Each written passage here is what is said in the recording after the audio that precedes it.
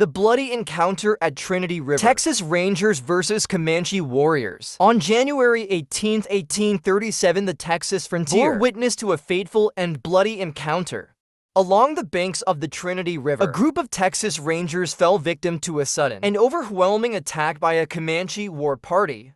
This violent confrontation, marked by bravery, desperation, and tragedy, was emblematic of the deep tensions that shaped the American frontier in the early 19th century. It was a clash of cultures, values, and survival instincts that resonated far beyond the immediate aftermath, leaving scars on both sides and cementing its place in the turbulent history of Texas. Central to this tale was Abram Anglin, an 18-year-old survivor of previous Comanche violence, who once again found himself on the brink of death.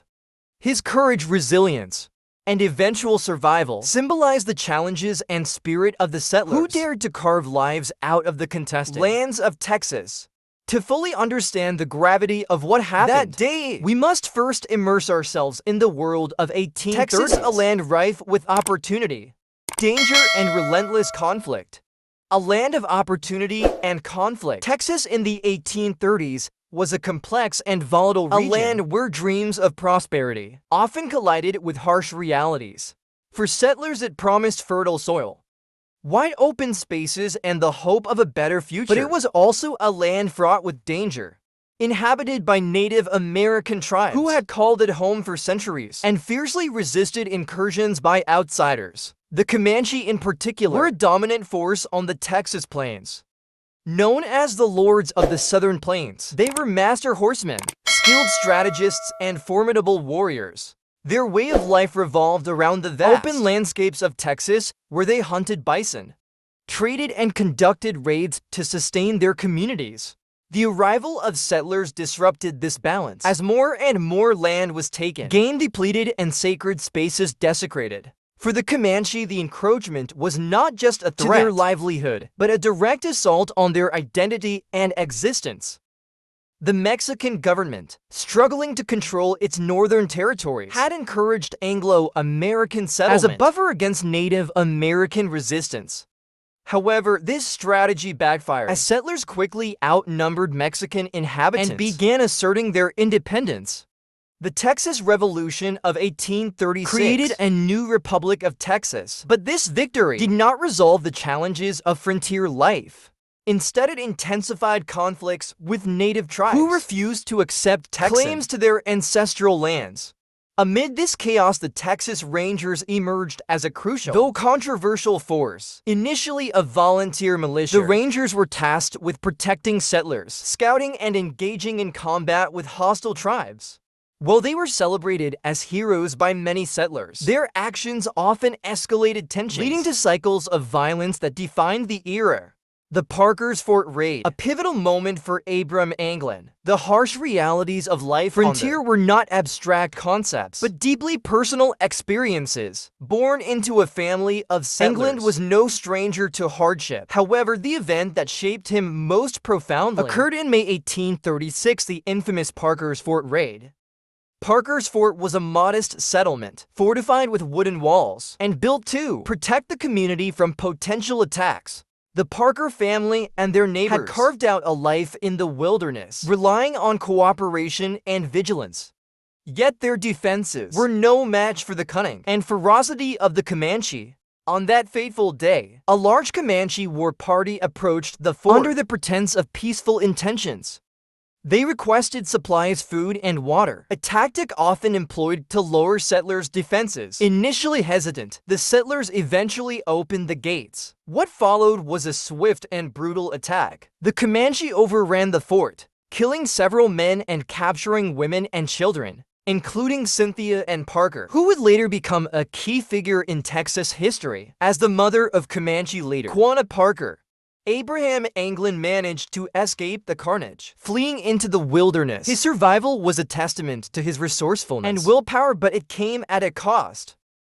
The raid left deep psychological scars and a burning resolve to fight back. For Anglin, joining the Texas Rangers was not just a choice, but a necessity, a way to protect others from experiencing the same horror he had endured. A routine mission turns deadly.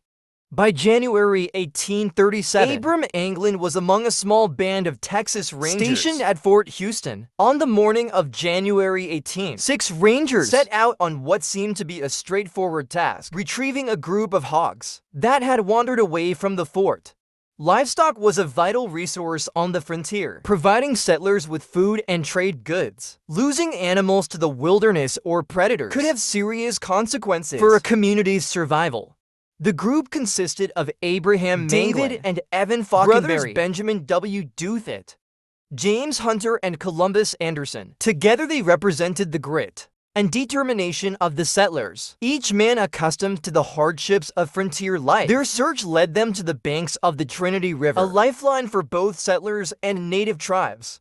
After locating some of the missing hogs, Hunter and Douthat decided to return to the fort with the animals, promising to bring back a canoe to aid the others in crossing the river. This decision split the group, a factor that would later prove critical. The remaining Rangers continued their search on foot. As they ventured deeper into the wilderness, they encountered signs of Native American presence, moccasin tracks imprinted in the soft soil to seasoned frontiersmen. Such tracks were a clear warning of potential danger. However, the Rangers dismissed the threat, assuming the tracks belonged to friendly Cherokee, who occasionally passed through the area, crossing the river and ignoring warnings. Undeterred, the Rangers decided to construct a crude raft to cross the Trinity. This decision, while practical, left them vulnerable. The process of building the raft and transporting it to the water's edge consumed valuable time and energy. By the time they reached the opposite bank, night was falling and the group was exhausted. Seeking shelter, the Rangers found a rocky overhang near the river bank and settled in for the night. Despite the eerie silence of the wilderness and the unsettling discovery of the tracks, they allowed themselves a measure of rest. It was a critical mistake. Unknown to them, they were being watched. A Comanche war party numbering around 30 warriors had been observing the Rangers' movements. Skilled in stealth and ambush tactics, the Comanche waited for the opportune moment to strike. The ambush, a night of chaos and bloodshed. In the dead of night, the stillness was shattered by the chilling sound of Comanche war cries. The attack was swift and ferocious, catching the Rangers completely off guard. Arrows and bullets rained down upon them, and in the chaos, each man fought for his life. David Falkenberry was one of the first to fall, struck by gunfire. Columbus Anderson, though mortally wounded with injuries to his neck and chest, managed to cry out a warning to his comrades, urging them to flee. His bravery in the face of death gave the others a chance to escape. Abram Anglin, despite being hit in the thigh, displayed remarkable determination. As the Comanche closed in, he threw himself into the icy waters of the Trinity River with his powder horn shattered and pain searing through his body. Anglin swam across the river, evading the arrows and bullets that pursued him.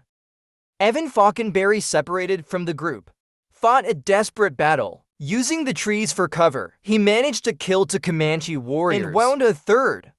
However, he was vastly outnumbered. Realizing that capture was inevitable, Falkenberry reportedly chose to swim into the river, where he drowned rather than face the humiliation and suffering of captivity. The aftermath, loss, and resilience. The survivors of the ambush, including the wounded Anglin, made their way back to Fort Houston.